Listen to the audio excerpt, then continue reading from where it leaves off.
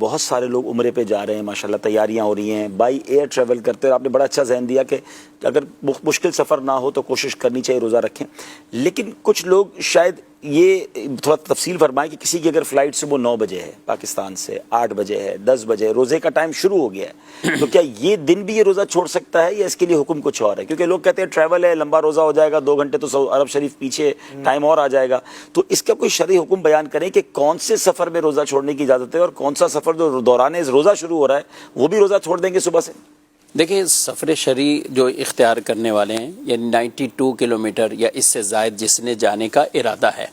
اور اس کو سحری کا آخری وقت یہ حالت سفر میں ہو، جیسے آپ نے کہا 9 بجے ہیں تو 9 بجے تو سحری کا وقت تو ختم ہو گیا، یعنی صبح صادق جو اس کو ہو وہ حالت سفر میں ہو، مسافر ہو چکا ہو۔ مثال کے طور پہ یہاں سے اب کہیں کہ 3 بجے اس کا جہاز اڑ گیا ہے، ٹھیک ہے، اب وہ حالت سفر میں ہی اس کو یہ وقت اس نے پایا،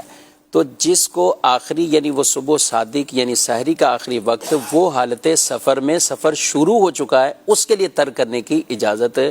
وہ موجود ہے، لیکن جس نے فجر کے بعد جانا ہے، 9 بجے جانا ہے، 10 بجے جانا ہے، ان کے لیے یہ رخصت نہیں ہے اور چھوڑنا جائز بھی نہیں ہے۔ اچھا، رکھنا پڑے گا؟ جی بالکل رکھنا پڑے گا۔